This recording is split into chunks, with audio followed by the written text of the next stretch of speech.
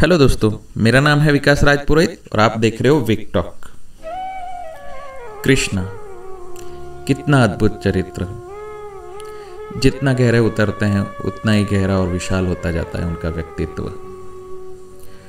पर ज्यादातर लोग उनके मात्र श्रृंगार रस वाले चरित्र ही से आगे न बढ़ पाए।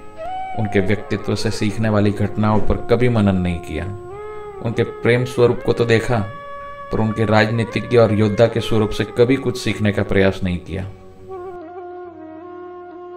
5000 साल पहले जन्मे इस अवतार ने न जाने कितनी परंपराओं को तोड़ा है और कितनी नई सोच दी है।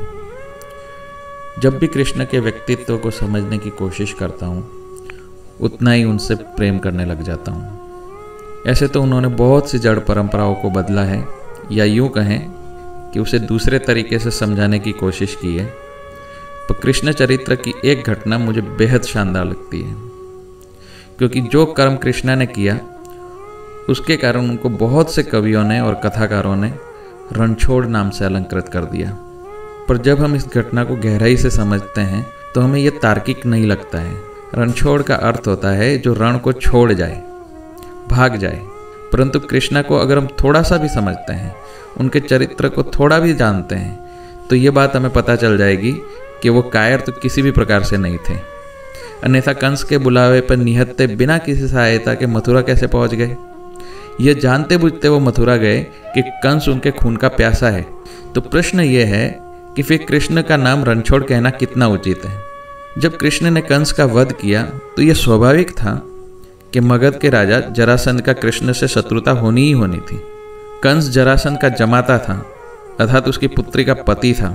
यादवों से इसी घर्षण में अनेक बार छोटे बड़े युद्ध जरासंध से हो चुके थे और हर बार जरासंध ने मुंह की खाई थी।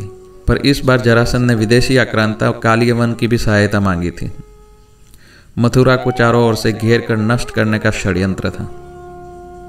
जब जरासंध और कालियवन मथुरा को घेर कर नष्ट करने के लिए आ रहे थे, तब कृष्ण जी, बलराम जी और उद्धव जी के बीच में एक चर्चा होती है।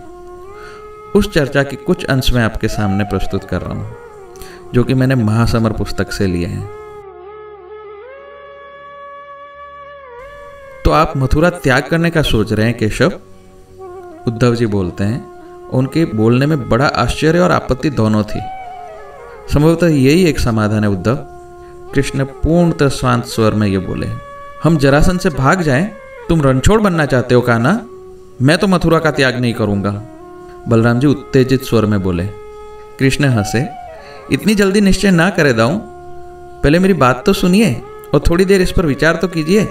बलराम जी बोले, और क्या ही क्या है, आज तक तुम्हारी बात ही तो सुनता आया हूँ, किंतु अब नहीं सुनूंगा। मैं मथुरा का त्याग नहीं करूंगा कान्हा, सुन लो। सुन लीजिए ना भैया, सुनने में क्या है, मानना न मानना तो हमारे हाथ में है। उद्धव जी ने बलराम जी को मनाने का प्रयास किया।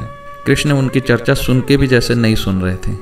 वे अपनी स्वप्निल किंतु गंभीर मुद्रा में थे और उनकी आवाज मानो कोई अनंत जगह से आ रही थी। ग्रहण सुख के लिए होता है, किंतु ग्रहण अगर कष्ट का कारण बन जाए तो त्याग ही उत्तम है। कृष्ण ने उन दोनों पर दृष्टि डाली और फिर बोले, और दाऊ, युद्ध अपने आप में कोई स्वतंत्र लक्ष्य नहीं हो सकता। इसलिए यदि युद्ध को टालकर मथुरा वासियों का हित होता हो तो क्यों ना किया जाए? केवल इसलिए कि लोग कृष्ण को भगोड़ा और कायर कहने लगेंगे, कृष्ण को रणछोड़ कहने लगेंगे। कृष्ण को वीर कहलाने के लिए मथुरा वासियों की सामूहिक मृत्यु स्वीकार नहीं है दाऊ। उससे संसार में धर्म की स्थापना नहीं हो सकती। और फिर यह तो केवल चिंतन पद्धति की बात है दाऊ। चिंतन पद्धति की? उद्धव आश्चर्यचकित होकर बोले।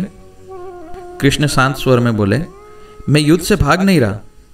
मैं जरासंधी नहीं, कालियवन से भी युद्ध के लिए प्रस्तुत हूं। किंतु वे चाहते हैं कि हम मथुरा की प्राचीर के भीतर रहें, जो स्थान स्थान से टूटी हुई है और जिसकी रक्षा के लिए शक्तिशाली दुर्ग भी नहीं है, जिसकी खाइयों को वर्षों से ठीक नहीं कराया है, जिसकी सेना में आक्रांता सेना के 10वें अंश के बराबर भी सैनिक नहीं है।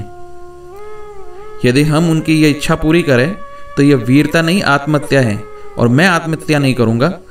मैं वीर क्षत्रिय के समान युद्ध करता हूं। न मैं निरीह हत्या करूंगा और न ही आत्महत्या। वीर क्षत्रिय का धर्म युद्ध में विजय अथवा वीर गति है, युद्ध से पलायन नहीं। बलराम जी ने गुस्से में कहा, मैं कायरता का समर्थक नहीं हूं, परंतु मूढ़ता का भी वर्ण करने के लिए प्रस्तुत नहीं हूं दाऊ। मुझे युद्ध करना होगा तो मैं अपनी व्यू रचना से करूंगा। युद्ध स्थल अपनी सुविधा से चुनूंगा, काल यवन और जरासंध की सुविधा से नहीं। कृष्ण का स्वर दृढ़ और प्रखर हो गया। अंत में कृष्णा की बात मानी गई और द्वारिका का निर्माण हुआ। यदि वो मूढ़ता से चिपके रहते तो कदाचित द्वारिका जैसी अद्भुत नगरी देखने को नहीं मिलती। और कृष्ण ने अपनी सुविधा से, अपने तरीके से काल यवन और जरासंध को नर्क के द्वार भेजा। क्या यह सोच अपने आप में बहुत बड़ी नहीं है कि हम हमेशा मूढ़ता से ही क्यों चिपके रहते हैं?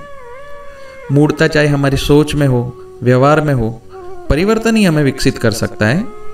वर्तमान परिस्थितियों में देखें तो हमारे हर कार्य में और व्यवसाय में वो ही मूढ़ता है। पर अगर हम बदलेंगे नहीं तो विकास कैसे करेंगे? अमेजॉन के फाउंडर जेफ बेजोस ने मूढ़ता छोड़ी ना, उसने व्यापार करने के तरीके को बदला। देखो आज वो कहाँ है। स्टीव जॉब से लेकर जकरबर्ग तक हर वो व्यक्ति जो आज शिखर पे बैठा है, उसने मूढ़ता छोड़ी है। अपने आप को, अपने व्यवसाय करने के तरीके को यदि नवीनतम करेंगे तो वो मूढ़ता पर प्रहार होगा। आदतें बदलेगी तो तकलीफ भी होगी। मथुरा वासियों को भी हुई थी, पर द्वारिका में जाके विकास भी किया ना। विकसित होना है तो आउट ऑफ बॉक्स सोचना पड़ेगा। राधे राधे।